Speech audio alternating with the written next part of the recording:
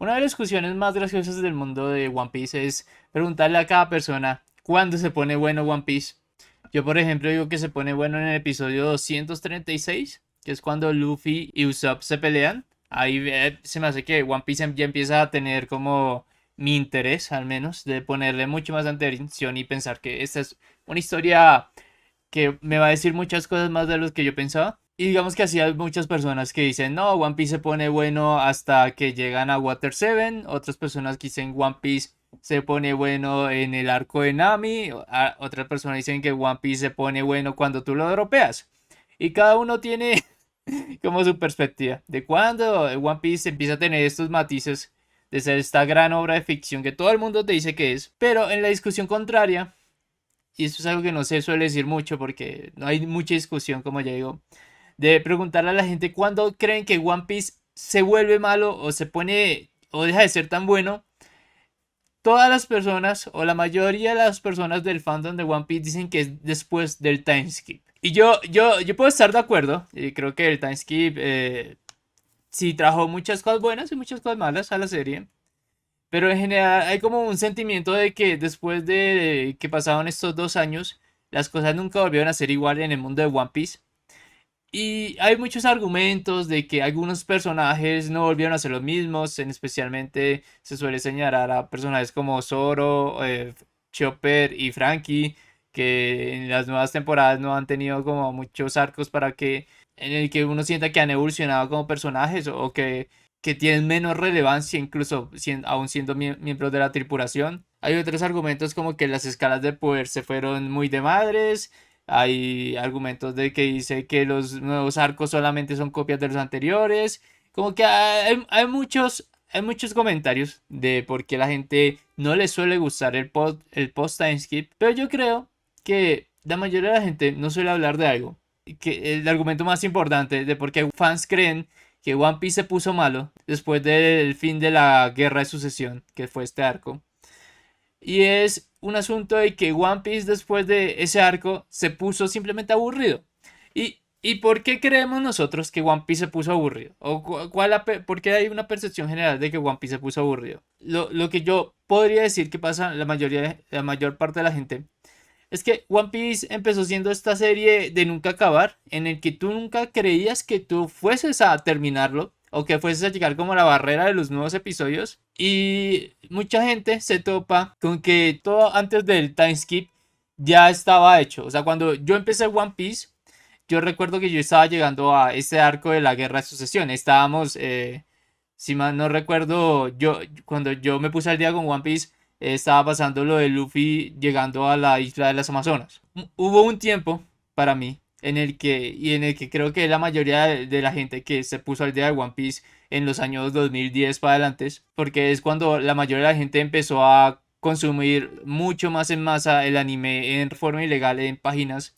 Y One Piece era esta eterna serie que no la tenían en ningún lugar que no fuese una red pirata, hasta que Crunchyroll por fin consiguió todos sus derechos y empezó a transmitirla. Lo que pasa es que la percepción de por qué One Piece se pone aburrido después del timeskip es porque la mayoría de la gente después del timeskip tuvo que sufrir el problema de verse One Piece semanal. Y verse One Piece semana a semana es una de las peores sensaciones que tú puedes tener como fan de este manga. Porque la razón de por qué One Piece se siente tan aburrido para las personas después del time skip es porque tienen que esperar una semana para ver que nada avanza. Y ese era el problema, de que los arcos primero empezaban a durar más y segundo los tiempos de espera empezaban a durar más. Y toda esa sensación de que las cosas se sienten demasiado lentas nunca se percibió antes del time skip, porque One Piece ya había avanzado tanto que cuando tú te volvías fan de la serie o empezabas a darle el intento a empezar a verla, pues nunca te chocabas con estos muros de ritmo tan marcados que tiene la serie, de que tenías que esperar mucho tiempo para nuevo contenido y ese nuevo contenido era muy poco del cual recibir. Para ilustrar un poco mejor mi punto, yo tengo acá como unas tablas que muestran qué tan largos son los arcos de One Piece. Este es enfocado solo en el manga, por ejemplo. Y uno puede ver cómo después del time skip los arcos se empezaron a volver mucho más largos, como puede ser el caso de los tres últimos que fueron de Rosa, Whole Cake y Wano. Y eso solo acentúa el sentimiento de que las que el manga no se está moviendo lo suficientemente rápido para los espectadores. Porque cuando uno ve el inicio de One Piece, lo que tomó hacer Wano le tomó hacer 3 arcos a Oda. ¿Y por qué pasa esto? Porque los arcos se están volviendo tan jodidamente largos. Y es porque una de las grandes bazas de One Piece es este gran número de personajes que tiene, esta gran capacidad de este autor por poner 1000 personajes y usar 1000 personajes, pero que al principio del manga eran mucho menos personajes. Por lo menos aquí eran como que podemos hablar de que eran 5 o 10 personajes por arco. Y ya cuando estamos en Wano vemos que hay como 80, 60 personajes. Es absurda la cantidad de personajes con las que tiene que lidiar Oda al momento de construir su historia. Y este sentimiento constante de que Oda nunca desperdicia personajes y nunca mata personajes, hace que acentúe más el hecho de tener que usarlos tantos y que cada uno tenga que tener un capítulo o un momento en cada arco. Y por eso los arcos de One Piece se están volviendo cada vez más largos. Y por eso después del timeskip como que se siente una mayor fatiga para el lector de querer que seguir consumiendo esta historia. Y es algo que uno tiene que aprender a lidiar cuando las tramas de las obras se vuelven muy muy largas. Así como alabamos a Oda por hacer este tipo de panlavares con 70 personajes, pues también tenemos que entender que al tener 70 personajes hace que el ritmo de las historias se vuelvan mucho más lentas. Por ejemplo, en el último arco de Wano me parecía muy chistoso cómo tenían a Luffy peleando contra Kaido 100 capítulos porque tenían que resolver las otros 100 tramas de los otros personajes secundarios y eran tantos personajes que esa pelea se alargó infinitamente hasta que uno sentía que Kaido y Luffy habían peleado por semanas cuando en realidad fueron como un día o una noche. Era una pelea muy corta, pero que ha durado tanto, duró tanto, que se volvía inverosímil que estuviesen constantemente peleando durante tantas horas.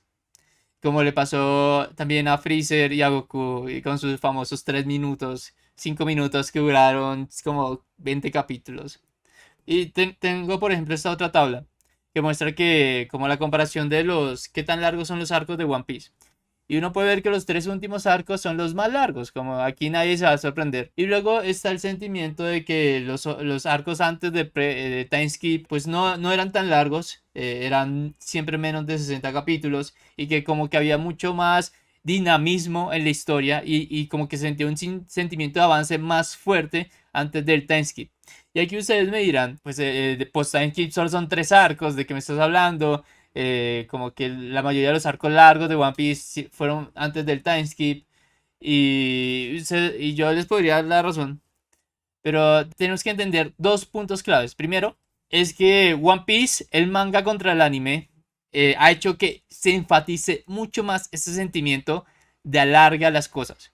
A esto me refiero que cuando una trama dura 100 capítulos en el manga, después del timeskip tiene que durar 120, tiene que durar 130, tiene que durar siempre mucho más, lo cual solo acentúa ese sentimiento de que no están pasando cosas en la serie y uno ve un capítulo donde empieza una pelea y tiene que esperar 3 meses a que termine una pelea entre personajes secundarios y es una sensación horrible para los espectadores de One Piece que nunca sintieron antes del timeskip y por eso ahorita hay como mucha más fijación en todo lo que hace Oda, porque al tener que esperar una semana para un nuevo capítulo, pues la gente se pone a pensar mucho más en el capítulo anterior y como empiezan a sacarles como peros a todas las situaciones que están pasando o empiezan a disfrutar mucho menos la obra, porque tienen que lidiar con el hecho de las barreras de los tiempos. Y el segundo punto que quería hacer esto es que Oda ahora trabaja más lento de lo que hacía hace 20 años.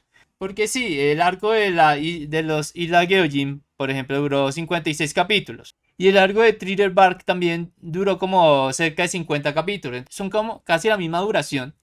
La diferencia es que cuando Oda hacía Thriller Bark no se tomaba una semana al mes para descansar. O sea, ahorita puede que los capítulos de One Piece, o sea, que los arcos de One Piece pueden tener como una duración similar o mayor a los antiguos, a los de antes del time skip, pero el tiempo que le toma a Oda, porque ahora se toman más descansos porque es un señor mayor y tiene que descansar más porque o si no se nos puede morir haciendo esta historia, lo cual nadie quiere, hace que incluso cuando el manga puede llegar a tener los mismos tiempos de ejecución de una trama que hace 10 años o 15 años, en realidad se está tardando 3 o 4 meses más en contar la misma historia en la misma cantidad de capítulos porque hay que dejar descansar al autor. Como digo, todo esto aumenta la sensación de que el One Piece después del time skip se volvió peor porque las cosas estaban avanzando menos. Y digamos que esto no es un asunto de que pase también que solo pase con One Piece, es que esto le pasa a One Piece por durar 1000 capítulos. Por ejemplo, yo tengo aquí una lista de cuánto duraban cada uno de los capítulos o cuántas páginas tenía cada una de las páginas de Harry Potter, que es esta saga de libros. Y uno se puede dar cuenta que a medida que avanzaban los libros aumentaban el número de las páginas. Y esto pasaba porque había más personajes, había más ambición del autor, porque cuando las cosas se vuelven exitosas, como que te dan más libertad de que tomarte tu tiempo para hacer las cosas, y los autores a veces no se controlan y hacen libros demasiado largos para las historias que quieren contar. Y el caso más excepcional es el quinto libro, que creo que era La Orden de Fénix, que era una de las partes más aburridas de Harry Potter. Y claramente uno lo puede notar porque duraba 928 capítulos, páginas. Entonces, esto pasa con todas las historias de ficción que duran muchos, muchos años y que sus autores se vuelven tan exitosos que no tienen la autoexigencia de condensar más sus historias porque la editorial quiere más contenido para tu historia, no saber cuándo se acaba. Y ya como comentario final voy a dejar acá de fondo mi hilo de cuando se ponen bueno como estos grandes shonen larguísimos que también se suelen comentar. Y es que esto no es una crítica a que One Piece después del time skip como que se volvió la cosa más aburrida del mundo. Claramente no, yo creo que One Piece cuando termine, como que muchos de los criticismos que le estamos haciendo ahora, de que se siente como una historia muy aburrida de leer últimamente, o que tiene demasiada acción, pues la gente que empieza a leer la obra ya en unos años, cuando esté totalmente terminada, como que la van a ver de diferente manera y van a sentir que tantos personajes no son un problema a manejar para los ritmos de las historias de este manga y que tal vez simplemente nos tocó vivir la peor época de One Piece porque como todo fan uno siempre quiere saber qué pasa después y tiene que sufrir la agonía del tiempo para saber cómo el autor avanza sus obras. Y que mi punto más fuerte acá no es decir que One Piece se puso malo después del time skip, es más bien decir One Piece se puso lento después del time skip, porque tuvimos que esperar mucho más para ver cómo continuaba esta historia.